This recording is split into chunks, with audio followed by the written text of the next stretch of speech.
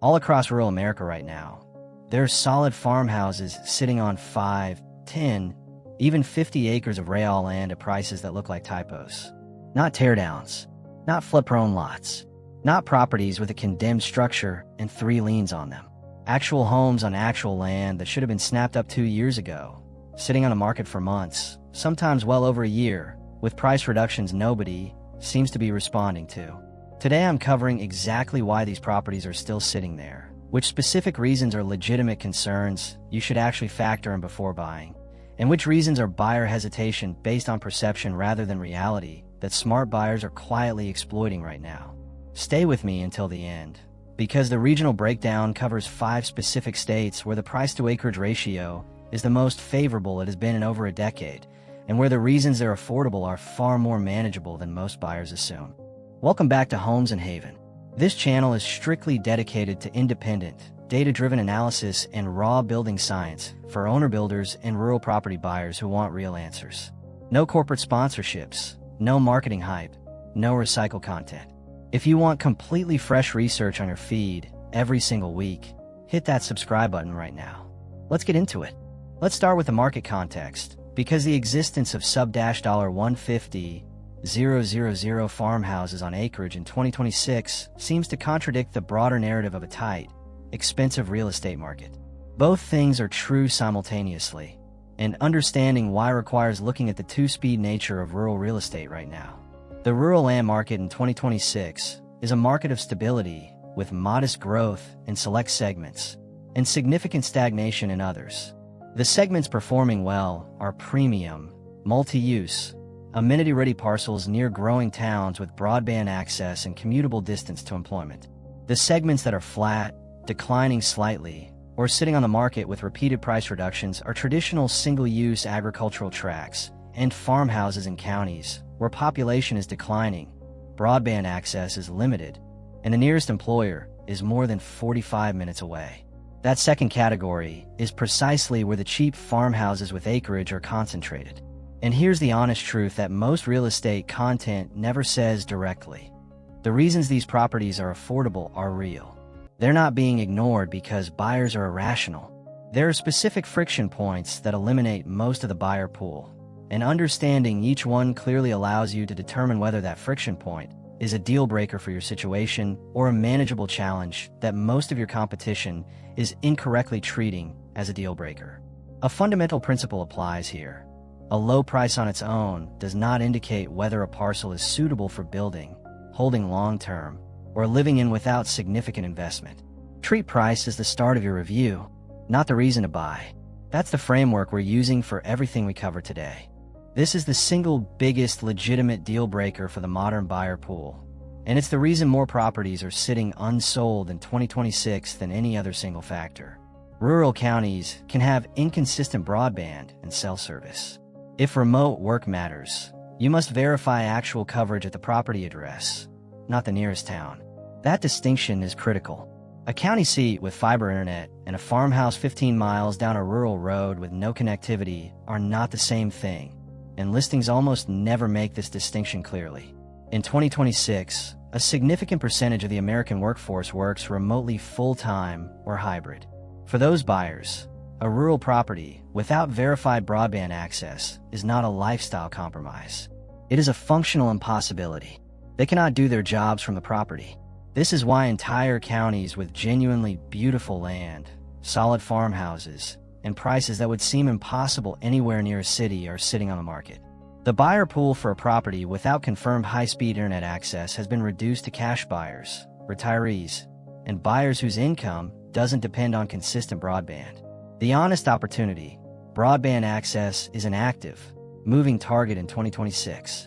The FCC's Broadband Equity, Access, and Deployment Program, known as BEAD, is actively transitioning through final approvals and sub-grantee selections across the country, with counties lacking high-speed infrastructure today on official 18 to 36-month fiber-to-the-home build-out timelines.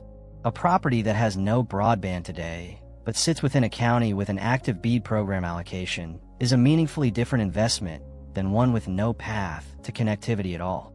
Starlink satellite internet is also available in virtually all of rural America today. delivering speeds of 100 to 200 megabits per second download, which is sufficient for most remote work applications. The buyer's due diligence on this specific issue is a 4-step check. Confirm the FCC broadband map status at the specific property address. Verify Starlink availability at the property coordinates. Check whether the county has received BEAD program funding, and ask the listing agent directly what the current internet situation is at the property itself. Do all 4 before you drive out to see it. The second reason cheap farmhouses with acreage are affordable is the one most buyers see immediately and respond to emotionally. The houses need work. Sometimes a lot of work. Rural markets are full of properties where prices have barely moved. Some are move-in ready. Others are honest fixer-uppers priced to reflect the work required.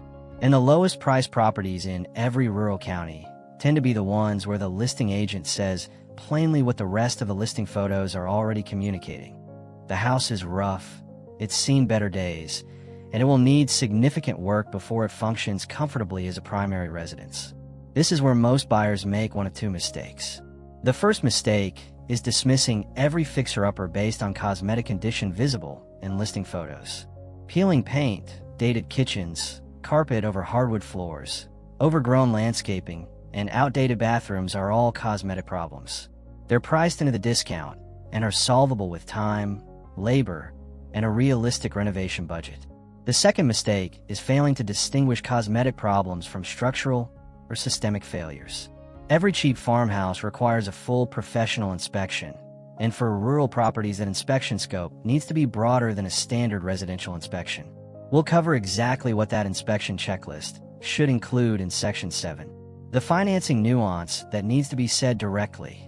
Structurally standing farmhouses in this price range, which often require immediate mechanical updates to meet modern lending codes, are available with 5 to 10 acres starting at $75,000 to $130,000 in the strongest value markets. But habitable by rural standards does not mean up to modern code or financeable via traditional lending without escrow holdbacks for roof or septic repairs. Buyers need to understand that the gap between a house that is livable and a house that a conventional lender will finance without conditions is often significant in this property category. The opportunity, in states like Kentucky where farmland averages $5,400 to $5,600 per acre based on current USDA NAS baselines, a structurally sound farmhouse on 10 acres at $110,000 puts the land value alone near or above the total purchase price, even if the house needed to be completely replaced. That math is the fundamental argument for fixer-upper farmhouse acquisition in strong rural value markets. Here's the friction point that gets the least attention, but is probably the second most legitimate concern after broadband. These properties are genuinely far from things. Away from booming metro areas, many states are full of small towns, farm roads, and river counties where land is plentiful and prices haven't moved. The reason prices haven't moved is partly because those counties are 45, 60, or 90 minutes from a hospital, a major grocery store, or a meaningful employment center. For families with medical needs, school-age children and extracurricular activities, or careers that require physical presence, that distance is a real daily burden. This is a legitimate concern that deserves honest treatment rather than dismissal. The buyers who are happiest with rural farmhouse purchases are the ones who visited the property multiple times, drove the actual commute to their actual workplace or the actual grocery store they would use, and made an honest assessment of whether the lifestyle trade-off worked for their specific circumstances. The ones who struggle are the ones who visited once on a beautiful Saturday afternoon in May, fell in love with the setting, and didn't reckon honestly with what a freezing Tuesday morning in January actually looks like on that same property. The opportunity framing. Properties more than 45 minutes from a major employment center, but within 20 to 30 minutes of a regional town with groceries, basic medical care, and a post office represent the sweet spot of the rural value market. You're too far for suburban buyers, but close enough for functional rural living. Those properties consistently show the widest gap between their actual utility for the right buyer and their current depressed market price. This is the friction point that most buyers encounter only after they're emotionally committed to a property, which makes it more painful than if it were understood from the beginning. Rural properties, particularly farmhouses on acreage in lower population counties, are difficult to finance through conventional lenders. Fannie Mae and Freddie Mac underwriting guidelines require comparable sales within a tight geographic radius, and typically within the last 6 to 12 months to support an appraisal. In a rural county, where there are very few property sales per year, finding 3 qualifying comparable sales within the required distance and recency window is sometimes functionally impossible. That means a conventional mortgage simply cannot be issued regardless of the buyer's creditworthiness or the property's genuine value. And this is the #1 reason conventional loans collapse on rural listings. This doesn't mean rural farmhouses can't be financed. It means they require the right lender from the start. USDA rural development loans are specifically designed for properties and buyers in rural areas and offer 100% financing to qualified buyers on eligible properties with no down payment required. Farm credit bureaus and agricultural lenders in most rural states offer land and home loans specifically designed for rural property types, without the comparable sales constraints that limit conventional lenders. And owner financing is disproportionately common on rural farm properties, particularly from estate sales and long-term family farms transitioning between generations. The buyer's due diligence on financing before falling in love with any rural farmhouse. Call a USDA-approved lender and confirm the property address falls within an eligible zone. Call the state's Farm Credit Bureau and confirm their loan criteria for the property type, and ask the listing agent directly whether owner financing has been discussed with the seller. In rural markets, creative financing solutions are the norm rather than the exception. Let's get specific, because the value proposition for rural farmhouses with acreage varies dramatically by region, and the best opportunities in 2026 are concentrated in specific states that most buyers overlook because they haven't reached the social media saturation levels of the popular barn-dominium markets. Kentucky consistently shows up as one of the strongest rural value markets in 2026. According to current USDA NAS baselines, Kentucky farmland averages approximately $5,400 to $5,600 per acre, and structurally standing farmhouses requiring varying degrees of mechanical updates are available on 5 to 15 acres starting at $75,000 to $130,000 across multiple counties. In Pike County in eastern Kentucky, 14 acres with a move-in ready home, full appliance package, a garage, and a storage building lists at $134,900. An Amish-built 2-story farmhouse on 6.6 acres with multiple outbuildings and established farm fencing in central Kentucky lists in the $90,000 to $110,000 range.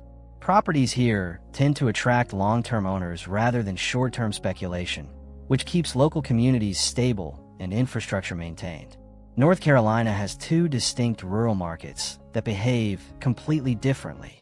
Near Raleigh and Charlotte, rural land has appreciated significantly as those metros expand outward.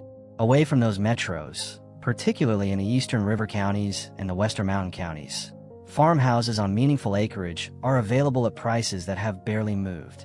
The range runs from $45,000 brick farmhouses in the eastern counties where the price reflects serious deferred maintenance on solid structure with good bones, up to fully renovated farmhouses on 3 to 10 acres in the $150,000 to $249,000 range.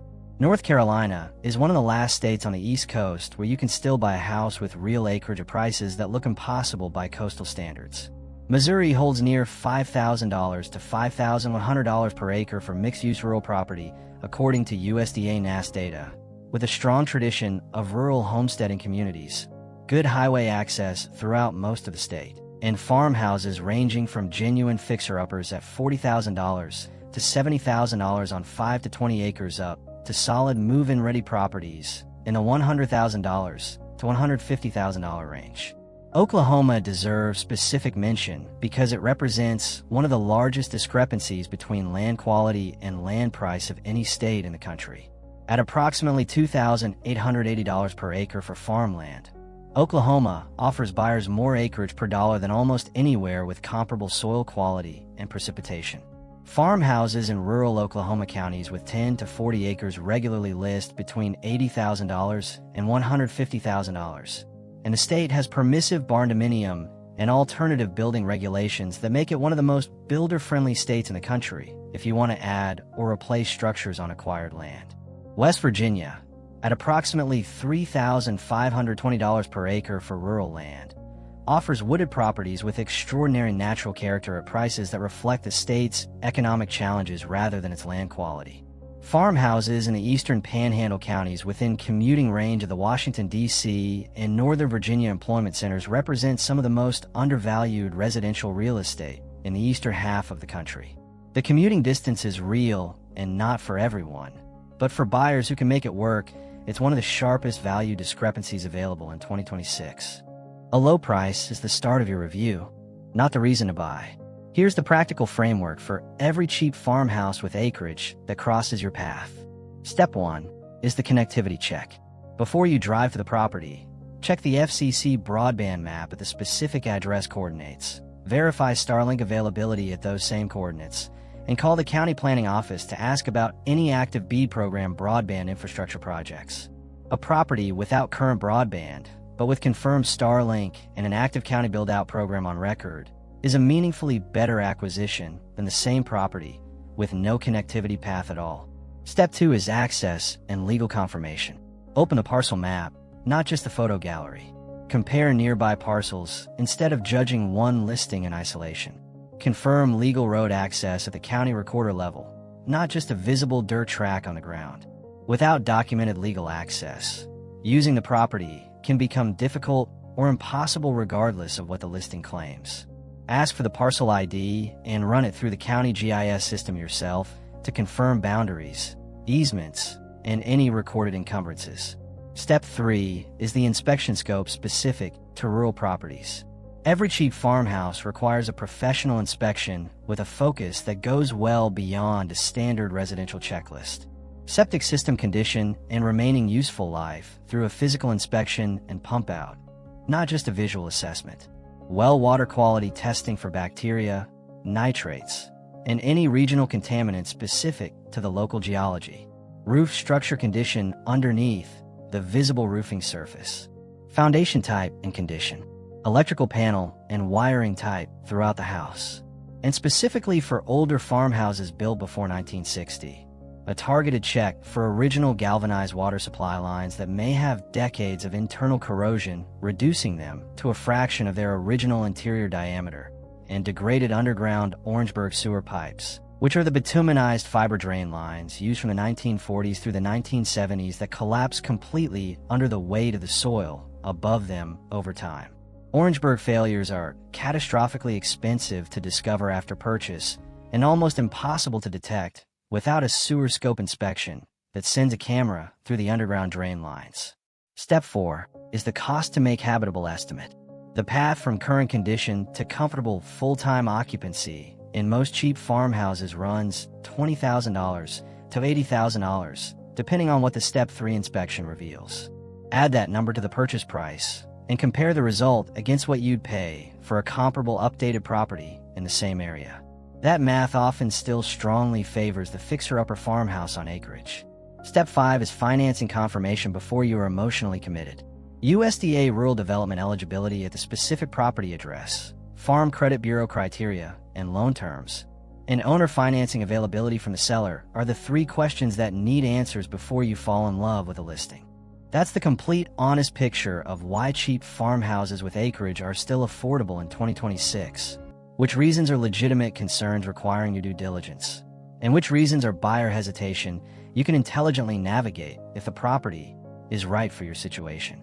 If this gave you a clearer framework for evaluating these properties before you fall in love with a listing, Homes in Haven is the channel that delivers this level of independent research every single week.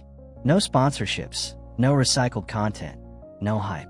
Just verified data and honest analysis for buyers who want real answers before they commit real money. Alike helps more people in the research phase find this content, and it takes 1 second. If you're currently looking at a specific rural farmhouse and want to think through whether the friction points on that specific property are manageable or genuine deal breakers, drop the details in the comments. Every comment gets read, and your situation might become the focus of a future video. This has been Homes in Haven. Thank you for watching, and I will see you in the next one.